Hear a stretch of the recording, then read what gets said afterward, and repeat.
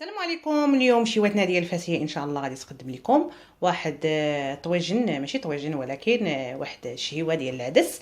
العدس عندي نص كيلو ديال العدس ديال النيلو اللي غادي نطيبوا لكم اليوم. غادي نرافقوا لكم مع الشطون اللي هو واحد السردين صغير اللي ها هو تيكون بحال هكا. مازال عاد غادي نقيه ونزول له الراس ديالو، مازال ما تندوز المرحله ديال النظافه ديالو ونقدم لكم. عندي هاد العدس غادي نحتاج ليه. عندي نص كيلو ديال العدس النيلو، عندي جوج دروس ديال الثومه، عندي معلقه كبيره ديال المطيشه بيوري يعني المطحونه ديال البلاك، عندي سكينجبير اللي غادي نخدم وغادي ندير سكينجبير معلقه صغيره عامره، عندي معلقه صغيره عامره ديال الخرقوم، وعندي الابزار، وعندي البلحه، ومن بعد عندي واحد جوج ديال البصلات. هذا هما اللي غادي نحتاج بالنسبه للعدس. اما بالنسبه للحوت اللي غادي من بعد ما نغسلوه ونجي نقدمه لكم، غادي ندير فيه الابزار الحامض، وغادي ندير فيه الابزار، وغادي ندير فيه الملحه. هادو هما اللي غادي نحتاجو بالنسبه للطريقه ديال الحوت. دابا غادي ندوزو اول حاجه. كاينين الناس اللي كيكونوا في المغرب ولا في المناطق وحده اخرى في دول عربيه العدس كيبيتوه فازك. بالنسبه للعدس الا ما بيتيش فازك كتقدري تفزيه لا غطليه بالماء سخون شويه تحطيه كيتنفخ. حنا عندنا هنايا عندنا اي حاجه كطيب دغيا لان شابعه ماء. بالنسبه لهاد العدس هذا النيلو ما غنحتاجلوش انني غادي نسلقو ونحتاجلوش نفزقو. دابا غادي نديرو في واحد الطاوه اللي غادي نطيب فيها، من بعد غندير فيه الماء، ومن بعد غادي ندير فيه نخليه يغلي واحد الغليه اللي غادي تطلع لي ديك الكحوله اللي كتجيب العدس كحل. كاينين الناس اللي تيطيبوا، انا غير كنعطي مجرد فكره. بالنسبه لنا دائما داخله في النصائح، كاينه اللي غادي تكون كطيب العدس ديالها ومن بعد ملي كيطيب كيولي لها كحل. علاش؟ لان داك الكحوليه كتجي من ان الماء نو اما ما تيكونش بايت الليله فازك كله، او لا غدليه ملي كتجي تنصبو خصها يغلي واحد 8 واحد 5 دقائق يغلي. داك الرغوه كله داك الكحوله اللي كتكون دايره به كتزول من داك العدس. عاد من بعد كنبداو نصفيوه، من بعد عاد غادي ندوزو نصيب. وبالنسبه للمعدنوس غادي نحتاجو له المعدنوس، لان المعدنوس عندي في المجمد غادي نبغي نديرو حتى فاش غادي تكون الطاوه كتغلي. دابا غادي نردو فوق النار يغلي واحد 5 دقائق ومن بعد نكمل معكم. صافي هنا من بعد ما غلا داك العدس اللي قلت لكم، ها نتوما شفتوا الماء ديالو كي كيولي قهوي وكيبقى هو كينصاح العدس. دابا غادي نصفيه، ها نتوما شفتوا راه تنفخ شي شويه. دابا غادي ندوزو للمرحله ديال النصيب. دابا غادي نبداو، غادي نديرو اول حاجه الابزار، خرقوم، سكينجبير، ثومه قطعتها على هذا الشكل هذا دريسات صغيورين، والبصله غادي نرميها حتى هي،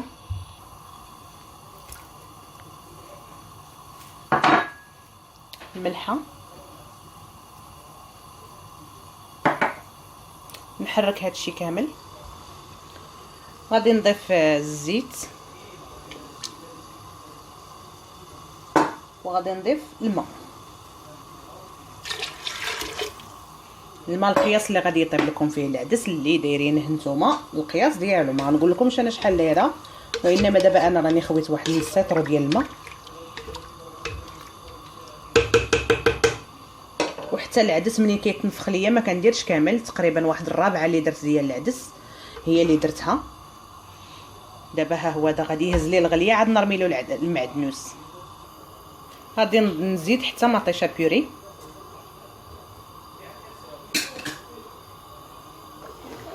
صافي ها هو دا العدس هز الغليه. دابا غادي نرمي له داك 2 معالق كبار ديال المعدنوس ونحركو. غادي نزيدو الماء لان شفت قلال ماشي شويه، ما خصهاش تجي قاصحه.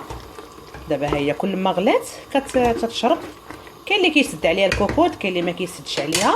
انا بالنسبه ليا كنسد عليها باش ما كتاخذليش وقت بزاف، وكطيب 8 4 ساعات. بالنسبه للعدس هنايا عندنا شارب الماء بزاف، القطاني كلها كتشرب الماء.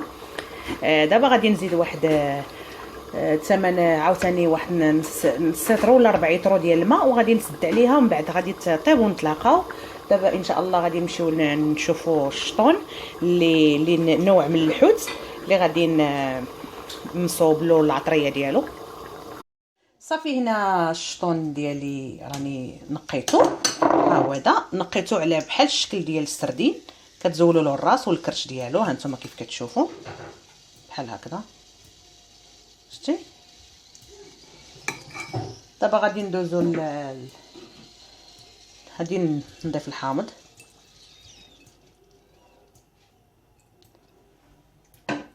ملحه،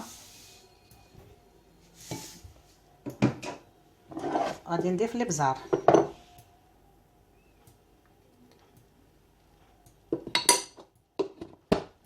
صافي نخلط هادشي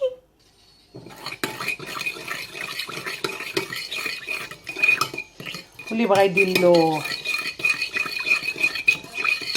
ثومه غبره يديرها له، واللي ما بغاش يديرها له بلاش، لان هكا كتجي خفيفه احسن.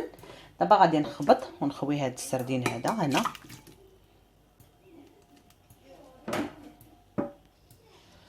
وغادي نحركو هذاك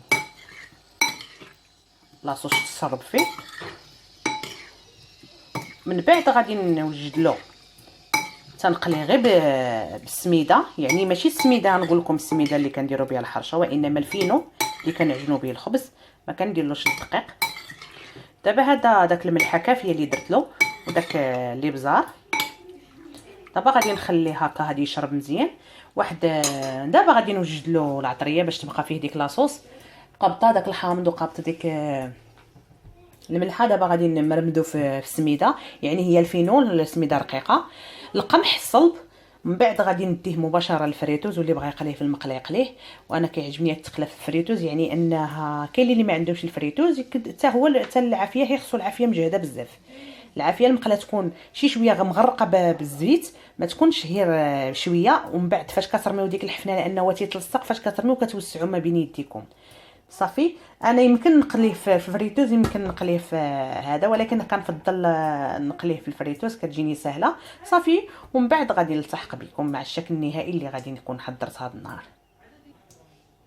رجعت لكم مره اخرى باش نوريكم السميده، هي هذه يعني الفينو اللي كان نعجنوا به الخبز، هو هذا. هانتوما شفتوا منين كنحربلوه، كنديروه هكا، نرميوه ونديروه هكا وكتنفضوه شي شويه وكتحطوه نيشان في المقله، ومن بعد غادي نتلاقاو. دابا عندي غادي نرافق هذا العشاء هذا مع مزاود مقليين، وغادي ندير له واحد الشلاضه ديال البصله ومطيشه اللي غادي ندخل فيها جوج مطيشات اللي طريين، غادي نقردهم وغادي نقيهم. من بعد غادي نقرد معاهم نشلض معاهم واحد التشليضه ديال البصله، نص بصله صغيره غنشلضهم معاها، ورشيشه ديال المعدنوس. وبالنسبه للعطريه غادي ندير الابزار، وغادي ندير شي شويه د الملحه، وغادي ندير عصير الحامض اولا الخل، ومن بعد وزويته بلديه اولا زويته روميه على حسب اللي كل واحد على ما كيقد. من بعد غادي نخلطها، هي هذه اللي غادي نقدم ان شاء الله مع هذه الوجبه ديال الشعبيه اللي هي العدس مع الشطون وهاد المزاود هادو مقليين وشلاضه خضراء اللي بارده، كتجي مع هاد تترافق مزيان هاد الاكله هذه. ونتلاقاو مع الشكل النهائي ديالها. اللي قلت لكم البصله انا البصله كنديرها رقيقه، وكندير مطيشه ما كنزولهاش الزريعه، وكنديرها بالقشور ديالها وكنقردها رقيقه حتى هي كذلك. ها هما دو مزاود قليتهم، والحوت ها هو داك كيتقلى.